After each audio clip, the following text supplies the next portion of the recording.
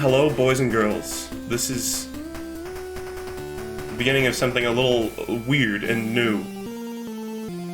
And by that I mean something that everybody has already done. I get a lot of questions about Jojo. People like to talk about Jojo. I thought this would be a good way to, like, just get it all out of my system. So I guess I should preface this by saying there will be spoilers. This first one is just going to be about Phantom Blood. I'm going to go through the parts in order, and I'm literally just going to, like, I have a file open of all the parts, or I have, like, a web page open that's just the manga. I'm just going to, like, scroll through the manga. I'm going to skim a lot of it, but I'm going to talk about, you know, the important parts and just random shit that I want to talk about. But I guess spoiler warning for part one. Slight gore warning. There's, like, cartoon gore and maybe some slight titty. I don't think there's any, like, nipples, which is, like, the arbitrary limit. And I don't think there's any dicks in part one, although I might be remembering incorrectly. There's dicks in later parts. Oh, there's dicks. So I'm not going to do the Japanese version, but this is just the cover pages for part one. And look at how young Araki is. People say that Araki doesn't age. Hold on. Let's look at, like, Araki, like, nowadays. Like, this is a fairly modern picture. He does look older. But yeah, look at Araki. Araki is baby in this picture. Like, he's so young. He looks like he's, like, 17. So yeah, this is part one. You may notice, if you've watched the anime, this is Jonathan, and he does not look like that in the anime. Jonathan anime. Oh god. Oh god. I'll get into memes. I'll show you guys some memes along the way. Don't worry. There will be memes. But Jonathan looks really different. Like, he's got blue hair, and not super different. Mostly the blue hair. He didn't initially have blue hair. He originally is just a brown-haired beb.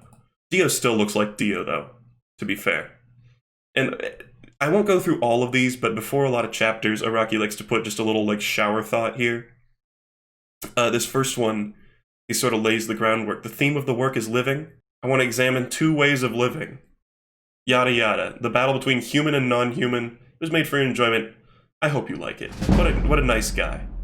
But some of the artworks, one of the things about the manga is just the artwork is insane. Like, Araki, even in his early days, the artworks are so just, like, insanely detailed, and you could say that these are, like, cluttered designs, but I think he makes them work, even with, like, the ridiculous proportions. And we will see some fucking poses later on. You know, you might think this is, if you've read part two or seen part two, you might think this is Joseph and Caesar, but it's Jonathan and Dio just in really weird clothes. Like this one, he's like, if my house was on fire, what would I take? And he's like, I wouldn't take anything, except one thing. You'll just have to wait till the next volume. Ooh. These, not really a whole lot to talk about. I don't know why there's a picture of Araki in front of, like, a chicken market or geese or something. What does that say? Ganase. Ganas? I don't even know, man. I don't even know. He puts weird shit in here. And then he's, yeah, the thing that he would bring is his diary. Cute. Okay, we're just gonna skim through this. Let's get to the meat and bones. Someone says I can't wait for those anatomically impossible part 4 poses. We will see some shit in part 1. There are some incredibly anatomically impossible ones. Oh yeah, so part 1, this wasn't in the anime, but it starts off with a prologue that's like the Aztecs and the people who originally had the stone or not originally, but this is like hinting at the Pillar Men of part 2. Kind of. I don't know if Araki knew. He definitely didn't know that he was going to make stands when he was writing part 1.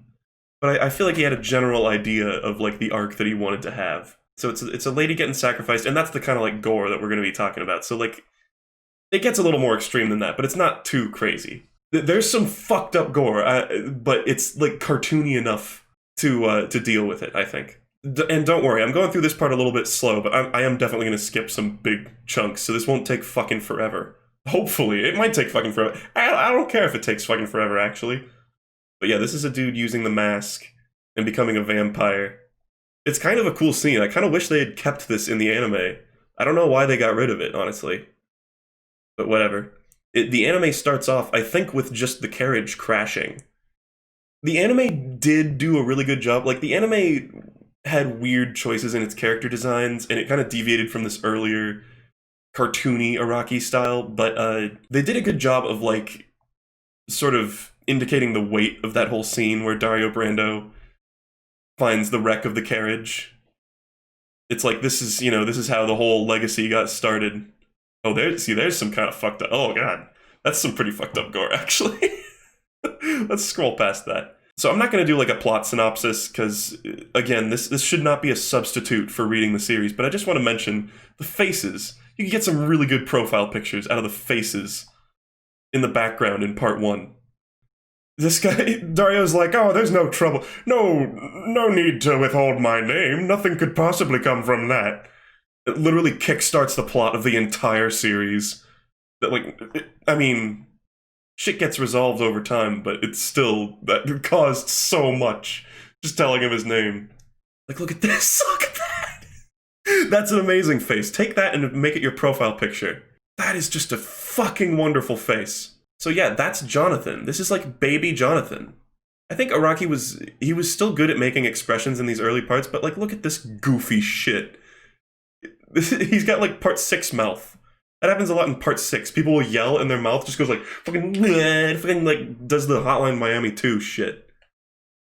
I don't think there's, like I said, I don't think there's any nudity in this first one. I have my censor bar, like, on deck right now for this. So, yada yada. Again, part 1 is a little cliched. It's like, oh, he gets beat up by the bullies, and then but he's defending the girl, and the girl's like, oh, how noble, what a cool guy. It is a little generic, but then the absurdity, like the insane shit, makes up for it. The, like, actual insanity. And, like, look at he had a good grasp on poses, even back then, although some of the ones in part 1 are pretty fucking wonky. And, like, look at this. Look at Jonathan going like, I love that face. He's such a dork. Like, one thing that I don't think they captured very well in the anime is that Jonathan is a total dork. In, like, especially in early part 1. He's like, but I should explain, the manga usually comes out in black and white, and then it's colored by fans, but the colored versions are very commonly used as, like, the definitive editions. Okay, so we can skim through this part. It's all the stuff that's happening in part 1, where Jonathan's getting decked on by Dio. This is a scene they didn't include in the anime, I think, where he looks at a picture of his mom, he goes, mother, which for some reason is in Japanese and has to be translated, even though this is translated, whatever. And then he fucking eats a chocolate bar like a massive dweeb. Look at that face. They totally should have put that in the anime. The hell? Anyway, sports! Oh, right, we're gonna have the time jump, and, like, look at Jonathan's body. I guess he kind of is a little buff when he's young, but he's like, fairly scrawny compared to when they grow up. And his arm is just the size of a fucking tree trunk! And look at that face! Oh my god. That is the most apple-cheeked motherfucker I've ever seen in my life. This is a great drawing. Look at the, like, detail. Like I said, Araki is a very talented artist. Like, one of the things about the anime is, it's good, but nobody could ever capture the detail on these drawings that's actually present in the manga. And I'm not saying they don't, this looks derpy. They look derpy sometimes. But, like, the motion, the action is very, very well done. And the poses, sort of the anatomy. But yeah, this is just the, like, ho-ho chums fight. I like all the, like, speed lines. Like I said, the motion is very well captured here. Oh, they do this shit with Dio sometimes. Sometimes his hair will just explode off screen. Like, when he's having a moment. And I know that's, like, an anime thing sometimes. Oh, there's Jonathan smoking a pipe, which they also removed from the anime. That's a classic profile picture. I've, like, seen that one used. Oh, and that is too. Look at that! Oh, I forgot how many magical faces are in part 1, honestly. Arena doing weird shit. Oh, they're eating the grapes. Hold on, I have a meme. I have a meme for this. This is the classic. This is gonna be how you guys will get your anime fix. Is by me putting up memes that come from the anime crowd. So yada yada, they fall in love. For some reason he's pink in this one. So the color changes. They come into it later on a lot more, but in these early parts, the colors are a little more rigid. And again, that's not Araki's doing, really. He colors some of them. He colors some like cover pages and special edition shit. But for the most part, these are not. The coloring is not done by him. Also, I just want to mention that Jonathan likes spinning frogs around his head with a string tied to their feet. That's fucking brutal, man. What the hell? This is a good mood change when it's suddenly sunset. This is another thing, like, it's certainly darker in the black and white manga, but, like, you really get a good sense for the mood when you get the, like, ominous sunset. Look at the hair, though. That is some insane shit. Both of them just, like, Dio's toe is in an electrical socket, and he's, like, transferring the electricity to Arena right now. I want to talk about Dio. Because, like, Dio is a fine character. Like, he's a villain. So I know I'm not supposed to, like, really like him. Because he's, like, evil. But people seem to, like, Dio is, like, the meme gold for, like, JoJo-bronies. You know what I mean? Like, this is a meme for some reason. I don't even know why. Somebody explain to me why. But people just love Dio. I don't even get it. Like, anything where he says, like, muda muda or, like, re or whatever, people are just like, that's the good shit! And it's like he's a cool villain, but I just don't understand why he's so... Maybe it's because he shows up in multiple parts, but it's just so... It seems so extreme, the fandom for him. He is an active character, that's true. This is really cool. They do this effect a few times in part 1, and I don't think it comes back for other parts. But I like that eye gleam effect. And again, his hair is just going fucking insane. I think that's something else they didn't really do in the anime. Meanwhile, Jonathan's like, duh! I'm happy, I throw my shoe. What a fool. Oh, and this is the youngest we ever see Jonathan. He's like true baby. Whoa. Voice crack. Also, the first drawing, oh god, Danny looks fucking disgusting. He looks like a dude in a costume that's shaped like a dog. That's disgusting. I think this was actually another scene that was cut from the anime where Danny saves Jonathan from drowning, and that's how they, like, formed their bond. And it's like, I think there's supposed to be some sort of parallel here, because he'd throw small rocks at Danny, and then back in real life, I think he's being reminded of this because the bullies are throwing small rocks at him. Look at that. Look at that fucking face. He gets the emotion, but it's so extreme sometimes. And here's their first, like, little baby fight where they just punch with their fists like fucking assholes. Oh god, I won't stop hitting you is a great line. Here's some kind of fucky perspective. I guess that's kind of the first, like, punch rush or whatever that would become a staple later on. This is the panel! Oh! Diagram this shit! Anatomically, explain to me what's happening here. This is one of my favorite panels in the entire series. And it's so ridiculous. This isn't even, like, the beefcakiest he ever gets, but what is that leg? What is his fucking leg? And then it shows here, so he was, I don't have a face cam or anything, but the punch is, like, coming in from the right. He's, like, screaming in from the right. And then it shows over here, he, like, curves it off to the right. So it kind of was like a wave punch. It's the try to choreograph that and you will just fail. You will completely fail. His leg is coming out of the center of the small of his back. His pelvis has been reduced to dust.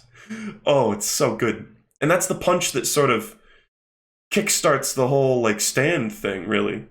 Technically, kind of. Yeah, is that his bulge? Somebody said his bulge is just sort of standing out there. I don't even know. If this was accurate, his bulge would be, like, somewhere around here, like, behind his head. But anyway, yeah, Blood gets on the mask. Dio pretends to be a sad boy. That's the closest we get to, like, actual emotion from Dio. And then, oh, here's some shit they won't show you in the anime. Fucking, they didn't show Danny actually on fire, and he has his fucking mouth, like, tied shut so that he couldn't bark. That shit is insane. Araki is brutal, and Jonathan is thick. This one's a meme. He remembered Danny's death and cried. Some people will put in, like, he remembered Purple Ice feedback will never be animated and cried or whatever. That's a classic. So there's the first dead dog. So Araki has said in the past that the reason that he always has dogs get like brutally murdered in his manga is because he really likes dogs and is a huge dog guy. But he thinks to establish a villain, the just slapdash way to do that is just to have him kill a dog. There's a bunch of like specific things that come up in JoJo a lot, like piss and shit, dogs dying, people getting their limbs cut off. These things just happen all the fucking time. Look at this. Look at this fucking shit. His proportions are so whack. Let's do an experiment real quick. We're going to determine exactly how beefcakey Jonathan is. Alright? I actually have this prepared. I have this picture of him. This famous image. Alright? I'm just going to take his head, and we're going to see how many heads, how many Jonathan heads make up a Jonathan body. Alright?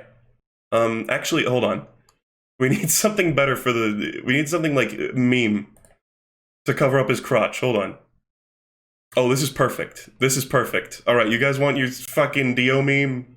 Kono Dio da, laugh, you sheep! Laugh, you sheep! Let's put it, like, make him charitably, like, the same size as Jonathan's head. There we go. Sorry, continuing on. We're just exploring Jonathan's proportions here. I'm kind of scrunching him in. Oh, shit! Fucking. Hold on, stop. Stop it. Get some help. Oh my god. Yes.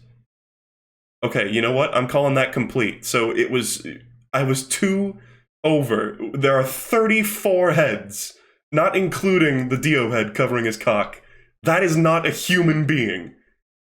This is not a real human person. This is actually kind of a masterpiece. This is it's like a tessellating image. Alright, so that's what Jonathan is. That's what Araki thinks a human being looks like. So look at again, look at that knee! Oh my god, that's at least like 20 heads right there. Look at that thick Dio ass. That butt cheek protrudes about like 10 miles. Look at his proportions are just insane. It like gets better over time too. Like certain characters lose body mass in order to like fit through fucking doorways. But right now they're just so bulky. So this is kind of, classic stuff. They're fighting, he throws him over the banister. Yada yada. There's more of that sort of like, I guess Araki does sort of do that later on. Like whoosh lines here. And these guys appearing in a fucking flash. There's the panel in its full glory. Oh yeah, and he's going to a place called fucking Ogre Street. Which, for some reason, Ogre Street has a face. This is never elaborated on. This is one of Part 1's weird things. Ogre Street literally just has a face. And he's like, it's so eerie, I'm even seeing monsters on the walls.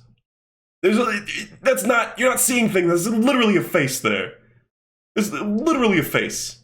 Also, first drawing of Speedwagon, what the fuck? So I guess it's high time we talk about Speedwagon. He's another, like, sort of meme status character.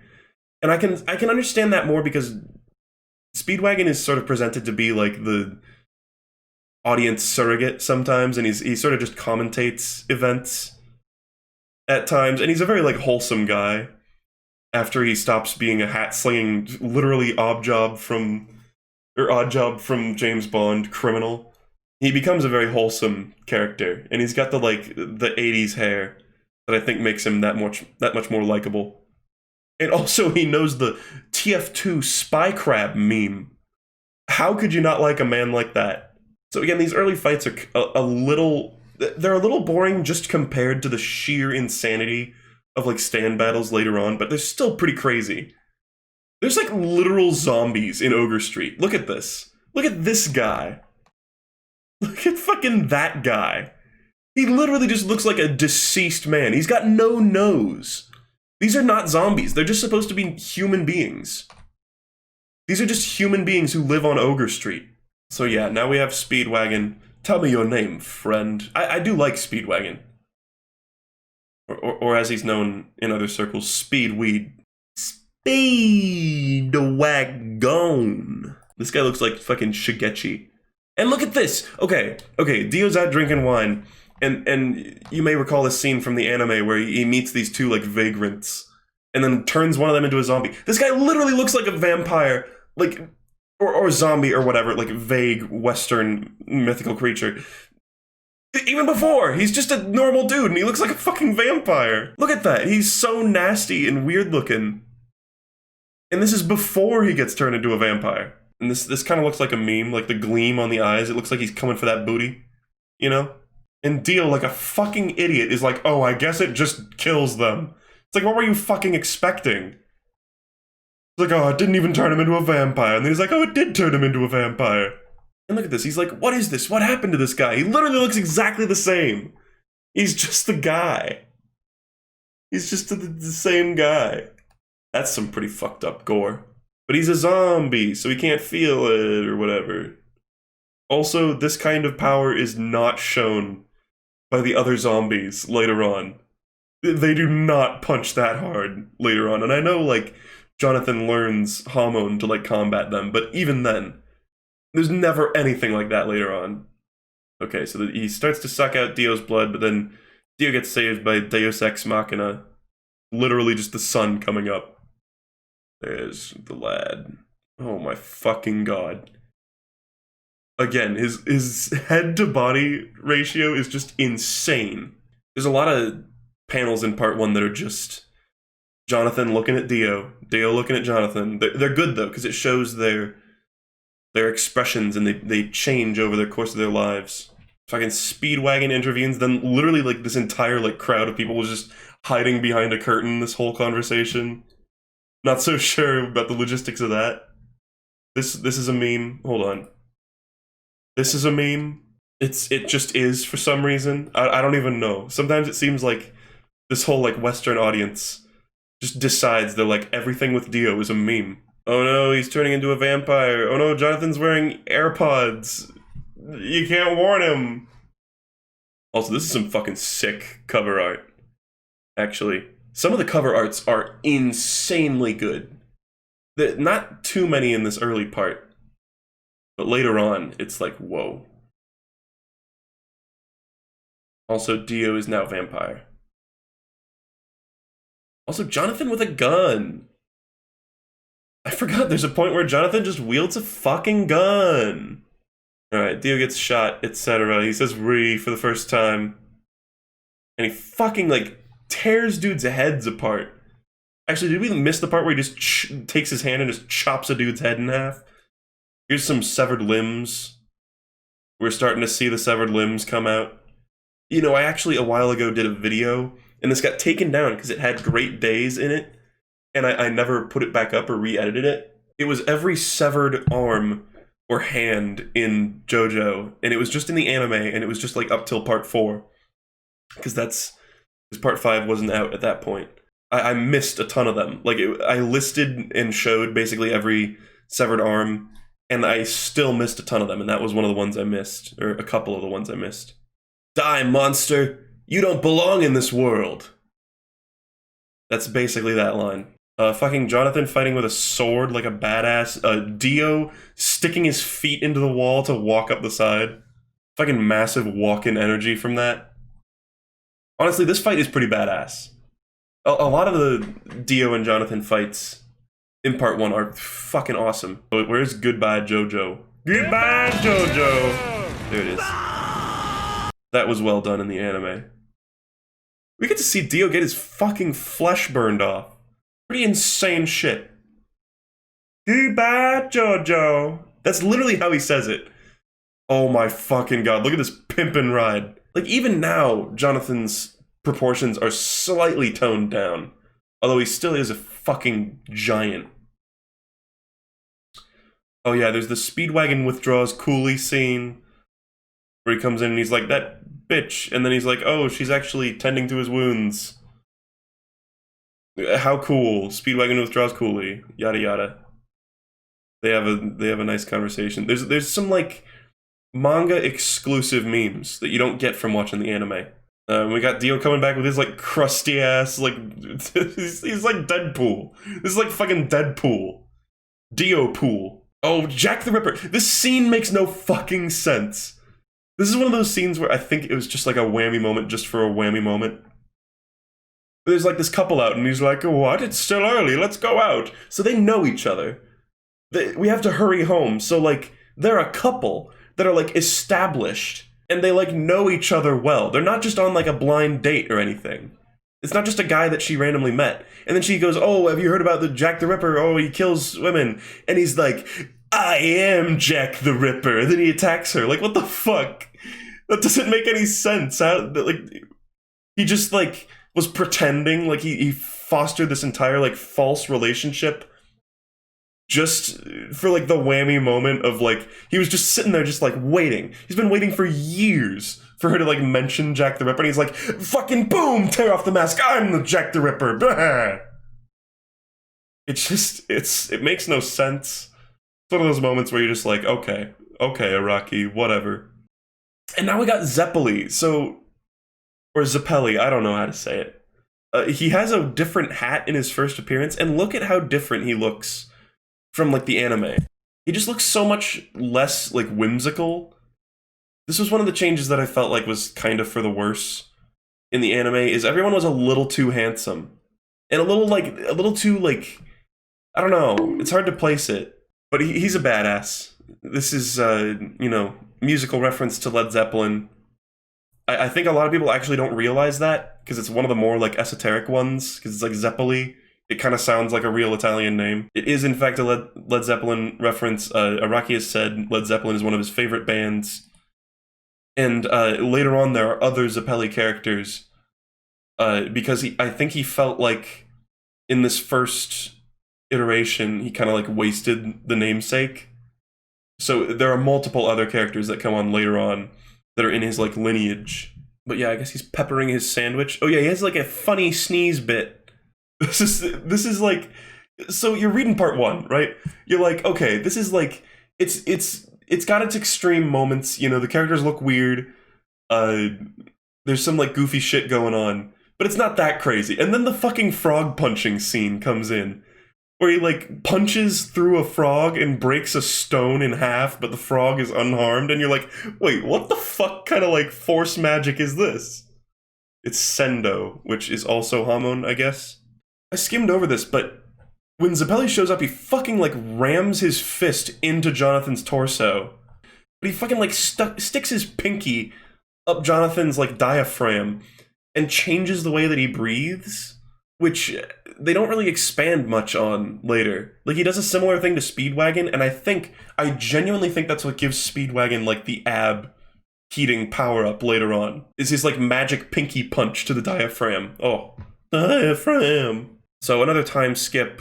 A week passed and he's got different clothes somehow. I don't know, maybe he just like tore off his sleeves. We got fucking Zoom Punch, which is another goofy ass move, where you fucking like dislocate your arm. And I think this flashback is actually the earliest chronologically we ever get to see. I guess, no, there was the Aztecs. There's like, we get to see like the Pillar Men times in like deep ancient times later on. But this is one of the earliest flashbacks. It's Zeppeli talking about his youth. And wait, hold on. Hold the fucking phone. So in this scene, he has a different hat. He's got the checkered hat, whereas last chapter he had a rainbow hat. So in a week, they got different clothes and he got a different, like, ridiculous top hat that's checkered now. But then in this panel, he's got a rainbow hat. What the fuck? Oh, no. It's the flashback is to when he had the rainbow hat. So he's had this rainbow hat for ages. Or no, it isn't. No, this is in the present. That's just literally inconsistent. No, Araki just doesn't know what the fuck he's doing. Never mind, this isn't part of the flashback. It just changes to a rainbow hat. For a little bit. I never even noticed that. He's got two different hats, and when the camera's off of him, he's like quickly swapping them behind his back. Oh god. Oh yeah, and then I guess I forgot, but Zeppeli has daddy issues too. Daddy issues are a recurring theme, or just like parental dispute in general. I guess there's also mommy issues. This is cool shit. I do like Hamon. A lot of people say that Hamon is lame in comparison to Stans later on, But Hamon is so versatile. It's just like, it's basically the Force. It's just like this wacky energy that you can use to do basically anything. This looks like some Fist of the North Star shit. And actually, okay, I should talk about Fist of the North Star. I've never read, but apparently it has a huge influence on JoJo. I've never watched the anime, nor have I read the manga. I know that it has significant influence on the series, but from what I've seen, it seems like part 1 is the one that's the most similar. I don't know. Thoughts to think about. But yeah, we got that guy getting taken down. That's a great cover art. Look at that. When Zeppeli and Speedwagon finally had their like designs established, because they kind of waver around a bit. Is this the fucking? This is the sword. Okay, here's another thing. This is like Ogre Street. This tunnel has a sword stuck in it. A single sword can be seen stuck into the inner wall, but nobody knows its origin. What the fuck? Is this real? Like, is this a real tunnel? I don't think it has a name. Wind Knight's Lot. Anyway, more of Dio's hair exploding. Dio eating a woman. Fucking Jack the Ripper looking derpy as shit. This is the only fight where we get to see Zeppeli be a badass. Holy fucking shit. Not only did he cut off the head of one of their horses, he cut off the heads of all 4 of their horses.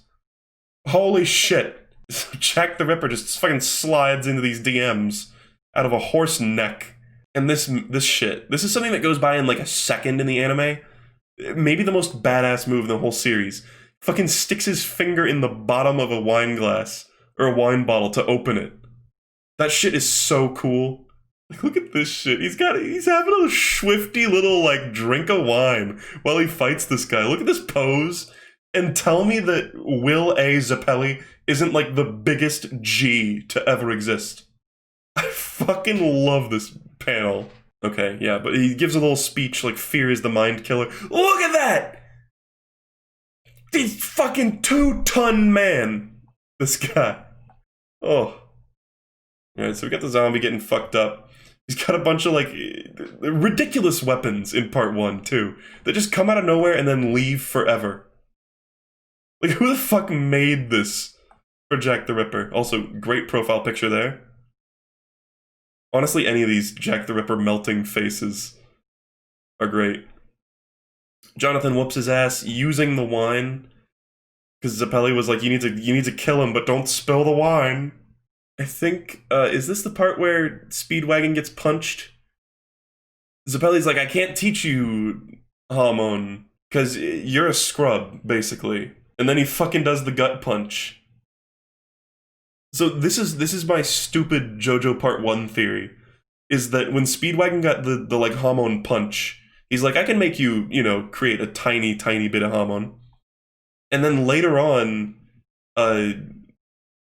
Speedwagon, like later on in this scene, really, Speedwagon uses his abs to like heat up a frozen limb. It you know, we'll explain that later. But some people are like, oh, is this like a superhuman ability? I think it's because he got the Hamon, like diaphragm punch. And then we got more Will Zeppeli being a badass and also a goof at the same time. This was, his little prancing walk was really well done in the anime. Sick panels, holy shit. I love these comparison panels where they show their faces. Actually, like a surprising amount of emotion is put into them. We're getting up to the breads part. Oh yeah, so here's something indicative of something that'll be coming up a lot later, is just random zombies. Also, Zeppeli's hat is back to being a checkerboard. Here we have the grossest panel in the world. And there's the breads! Actually, holy shit, this translation still says breads. Do you remember how many breads you have eaten in your life? It's a fucking, like, absolute classic line. That's a good moment, because that's just a bad translation, but it's so silly. It took me a second, like, when I first saw this to even, like, understand what was going on. I didn't even understand. I was like, why is he talking about breads? What the fuck is he saying with breads? But it's like, Zeppeli's like, oh, how many people have you killed to heal your wounds? And Dio's like, oh, it's as simple as eating a slice of bread, you know? But instead he says, do you remember how many breads you have eaten in your life? This is another sick panel. The poses are just crazy. And that balance, this rock should not be balanced like that. Here's the arm getting frozen. Oh, that is some kind of fucked up gore, actually. Jesus. His arm fucking explodes. Dio melts into the background. What the fuck is this panel? Oh, just draw the rest of his head, idiot. Alright, so this is another cool fight, but I'll kind of skim it. Here's fucking Bluford and Tarkus showing up. Actually, what does it call them? I don't think it says their names yet.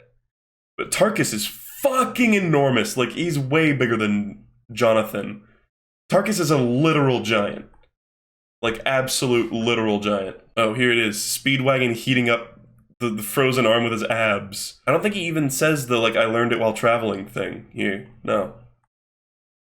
I think that might have been an anime original. So we got kind of like Yukako from part 4, like proto version with Bluford's hair. Look at that fucking sword! Look at Jonathan's ass! That is insane. This battle is often criticized, like the fight with these guys is often criticized for being like boring or for being filler. I think it's not exactly filler, but it's also, it's not the finest. It's good though. They're fine battles. It's like, you know, early Jojo fights are good. He just scooped out that man's nose. Holy fucking shit. And then the nose said, "Urgh." This is something that they don't mention in the anime, but the like 77 rings is like a trial that warriors undertake where they have to like climb a mountain and they have to fight 77 dudes and each dude has a ring and they need to wear that dude's like ring around their body as they go up and it makes their armor super heavy. Kinda badass. The fucking underwater fight. This is like one of the first like actual like Jojo like twist fight moments where he's like, I need to go up to the surface for breath, and Bluford's like, I'm gonna go catch him at the surface when he goes for breath. But then he goes down because there's air trapped under the rocks and he can get a gulp of air and then use his fucking Hamon punch. And then he grows 2 extra arms. He becomes fucking Machamp. Just put Machamp's face on there, please. Okay, yada yada. Yeah, we can kind of skim through this. Bruford dies. Okay, this part. This took me ages to figure out. I didn't understand this the first time I saw it. But Bruford's dying and he's like, your Hamon gave me true life in my dying moments. He's like, I know, I feel at peace or whatever. Here, you can have my sword that says luck on it. Except I'm gonna write a P on it so it says pluck. And I never understood what that meant, because I thought it literally meant, like, pluck, like to pick something out of a set, or whatever. But no, it means, like, pluck as in, like, the, like, old-timey definition. Like, I'm having trouble even describing it. Spirited and determined courage. That's what it's going for. It's not talking about literally plucking something. It's talking about, like, having the pluck, you know? Like, as a character trait. I never understood that when I first watched the anime, and it took me so long to, like, figure out what the fuck that meant. I just thought that was, like, some just insanity that I was like, maybe it didn't translate well, or whatever. Poco, you little shit. Come. Probably the best quote. Also, to those of you who are Part 7 fans, the character Poco Loco is supposed to be Poco in the alternate universe. Also, what the fuck? It's just like a pile of faces. They stepped on a pile of faces. I forgot about this scene, and look at that face! Ah! Oh my god. Tarkus, like, literal giant. This is a cool arena. This is kind of like an area from Avatar. I don't know if you remember Avatar, like after Zuko joins the group in Avatar, they go to like this hideout on the side of a cliff. That's a similarly cool arena. Tarkus just fucking up some dudes. Oh my god, this is like in Space Jam, when one of the big aliens takes Michael Jordan. Wow, I almost said Michael Jackson. Michael Jordan and just like scrunches him into a ball and dunks him or whatever. It's kind of like that, but gory. Oh, he's wringing out their blood. Jesus fucking Christ. And we got the leaf, the leaf thing. The leaf glider from Grow Home or Grow Up or whatever. Grow Home. We got Zeppeli meeting Tonpetty, who is like, this is one of the like worst parts of part 1 is all these like side characters that I feel like Araki wanted us to care about a lot more, but they just show up for tiny bits of the series. They really don't have much impact, but then he like treats it as though they're like the main characters. They have this cool chain death match, whatever. It's a cool fight. They're like chained together. This is another thing that's done in the Venture Brothers, actually. It might be a reference to this, where people are chained together by the neck in a dungeon. And I think the key to the collar is in the other guy's collar. I don't know, this is like an old ass, these are like the ruins of a society, and somehow this is still like a functioning arena, where everything's like perfectly set up. You got Poco's little story where he goes through the hole.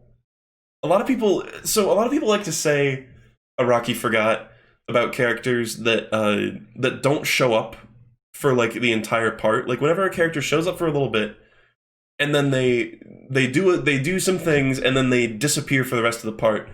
People are always like, "Oh, Araki forgot," but literally, Poco has like an arc. Like it has a flashback. It shows him like learning a lesson from his bitchy sister, and then getting the pluck to go forward, if you will. That's his arc. Like I don't know why people are like, "Oh, Poco needed to be in the rest of part 1." I don't know. Araki didn't forget. He just made a character and finished their arc, and then that was it. Oh man, rip Zeppeli. Also, it's back to being a checkerboard. I just want to mention, his hat, for a while now, has gone back to being a checkerboard. Here it is. Rip. There's another severed arm, and also Zeppeli is fucked. Rest in peace. F's in the chat. It's fucking cut in half by a chain. And I love how long Zeppeli survives after getting cut in half. Like, he gets his arm cut off and his legs and pelvis cut off. But then he, like, supplants all of his remaining energy. He, like, transfers it over to Jonathan. He's like, there's all the rest of my life force. And then he's, like, still talking after he's, like, aged to death. Fist of the North Star, right there. Oh my fucking god, he cuts his arm in half. Brutal. And there he goes. To love and win is the best thing. To love and lose, the next best thing. Wow, everybody's crying. Look at that. Look at his big old honk nose. They should have kept him looking like that in the anime. That's honestly disappointing. And here he is talking after he's already just like 10 times over dead. Reminder, he's cut in half right now, and has been for this entire chapter, which admittedly only took a few minutes, or a few seconds even. But like, come on, how are you alive? Oh, here's a good tongue moment. Great tongue ahead. Holy fucking shit. Again, more part 1 insanity. Just, there's randomly a tongue demon, and then all of a sudden Dire! Right! This guy! Another, like, pseudo-main character that does, like, one thing. Take this time to reflect on how Tom Petty looks like the fucking turtle from Kung Fu Panda in this frame. Oh, yeah. Oh, this shit's brutal. The mother is like, please, you can kill me, but spare my child. And Dio's sitting there fucking crushing a cross in his hand. Also, that cross looks completely different in this angle. Whatever. I know he crushed it, but it's design-wise. Also, sick fucking panel. Holy shit. That's that shit you won't get in the anime. You will not see that. But then he's like, oh, you don't want me to kill your baby? Well, I'll just turn you into a vampire, and then you'll kill your baby. Literally, baby getting its fucking face torn off! That's about as extreme as the gore gets in terms of, like, horribleness in part 1. I forgot about that. Oh. This is our master Tom Petty, and I'm his disciple Dire. And then straight says, Asway, Amway, Iway. He's talking in Pig Latin, and then Tom Petty's talking in Wingdings? What the fuck is this? Why is this in the official, like, scans? Oh, and then Dio makes little fucking furry people! Oh my god. Again, like, we're approaching the end of part 1, which is where, like, the batshit insanity reaches an entirely new level.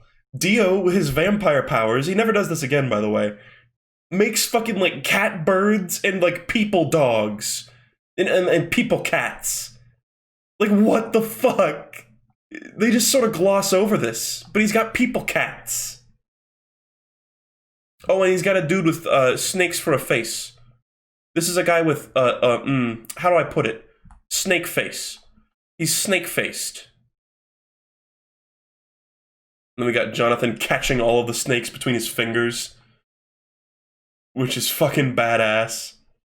And he beats his ass. One of the best panels in the entire series.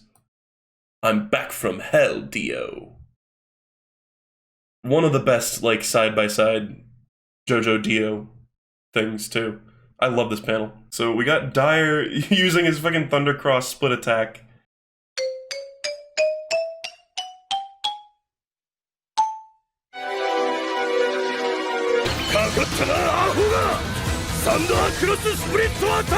He's super sure that it'll work, even though Jonathan fucking, like, slapped it away earlier. And Dyer just dies like that. He fucking, like, spits a rose in Dio's eye when he's just ahead. That's the most badass thing that he does. He's got the sword and he's got his father's ring. He's all equipped.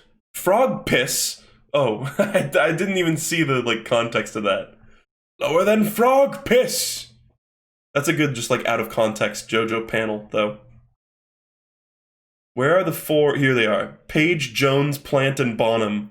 So, these random 4 disgusting zombies are named after the members of Led Zeppelin. And that's, like, Araki's, like, favorite band ever. That is a wasted reference right there. And these random fucking goons. And they all just get destroyed instantly. By Straits. It's so fucking dumb. But it's hilarious. Just, like, shit just comes out of nowhere. There's another severed hand. Dio gets, like, slightly cut in half. This is some fucking... Oy vey. Some of the gore is a little hard to look at, although it's still very cartoony. We got this cool fight. Again, another good encounter with Dio. We're actually kind of reaching the end of part 1. This part made me squeamish in the anime, where he's just, like, fondling his artery. Like, a lot of people call Jonathan boring, and he is kind of boring, but he's definitely not awful. Like, the series, I think, starts off on a strong note and just gets stronger with every subsequent part, honestly.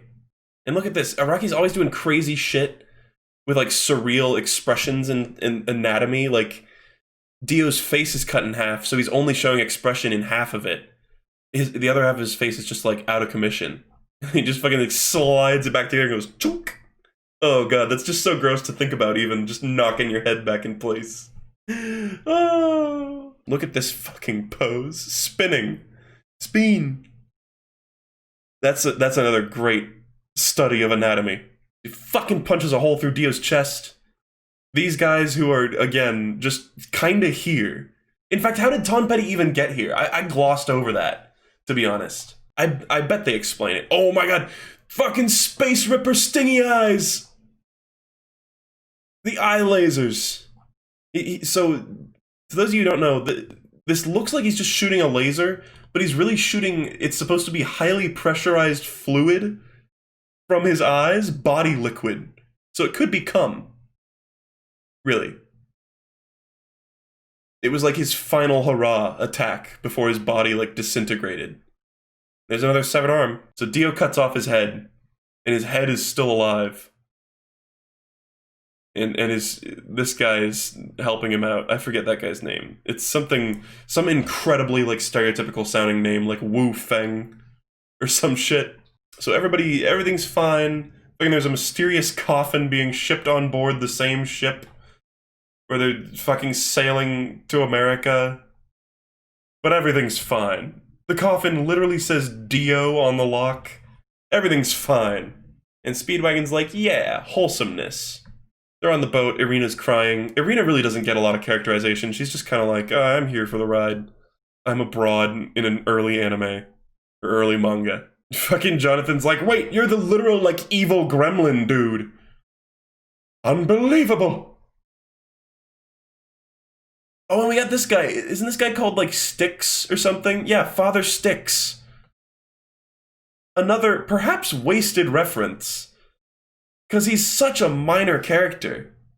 I forgot about this guy. Opening a coffin. Just a mysterious coffin. Yeah, no thanks. And I guess it shot out a bead and just instantly killed him. He fucking yeet! He fucking flings that shit open. And then, so here is one of the weirdest plot points in any fictional series I've ever seen. Dio needs a body. He's a head, and he says, I'm gonna make you give me your body. He's like, I'm gonna kill you, Jonathan, and then I'm going to steal your body and put my head on your body. That's his goal. And Jonathan's getting his shit shot out here. And Dio's in a little, like, Futurama, like, head jar, too. Which is hilarious, honestly. More just, like, random zombies, too. Fucking whatever. It's just more... A dude gets killed with a life raft, somehow. I guess there's the, like, super strength that they were showing earlier. I guess it does come into play. That's a cool panel. It's kind of cool that this part ends... It ends on a sad note. Like, you know, I said spoiler alert already, but Jonathan fucking dies. I think that was a pretty badass move, and I think the whole, like, anthology structure for JoJo is a really, like, it's certainly nothing, like, completely unique, and it's definitely been done before. It was a really good idea, I think, like, having the first guy get killed off and then moving on to, like, the next in his lineage, you know? Anyway, so it's also kind of confusing. I think this leads to a lot of misconceptions about, like, the lineage. Is that there's a baby here, and Jonathan's like, yo, babe, save this baby. Because my mom died like that, saving a baby.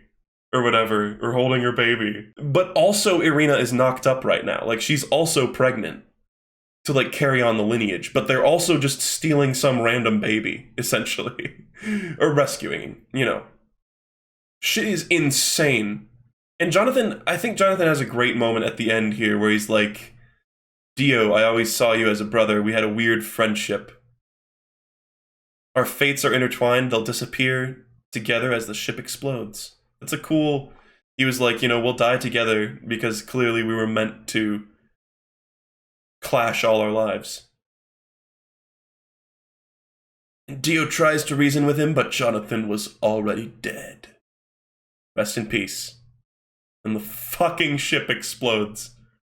So this implies that somehow, like, while this is happening, Dio just yeeted both of them into the coffin. Somehow. Because, spoiler alert for later parts, I guess, Dio does have Jonathan's body later on. And they do explain it. Jonathan Joestar's life vanished into oblivion. His history was lost in the shadows, known to no one, except everyone who read this. Like, she's talking about the life inside my body. So she's got a baby that she just took, but they've also got a baby inside her. And now, let's see if I can even name all these guys. Like, you know, Jonathan Speedwagon, Poco's sister, Tom Petty, Jonathan's dad, George, or whatever. Zeppeli, Straits, Dyer is on the last page for whatever reason. Danny, which I guess makes sense. And then is that Bruford, I think? Maybe? I don't know. Dyer is the one that I have the biggest issue with. Like, why are Dyer and Tom Petty on this screen? Like, what the fuck? Straits is a big... Like, Straits is almost as big as Jonathan, too. Like, what the fuck? And yeah, so Irina floats on the casket. Thus, the legend of the Stone Mask ends here for now, but that was also the beginning of a whole new era of adventure. And something that's kind of nice... this isn't really a Part 7 spoiler, but the end panel of Part 7 is sort of a reflection of this panel. It's a very similar thing in, like, the structure, in the sense that it's just a big ocean shot with clouds and light. Oh no. Look at this. One Piece quote says, oh no, and the other guy says, that's not a One Piece quote. Very astute. So anyway, yeah, that's it. That's the end of Part 1. Yeah, worst part doesn't mean bad, necessarily. It's still a fucking insane, like, wild ride. But overall review, I don't know. I don't really give number ratings for things.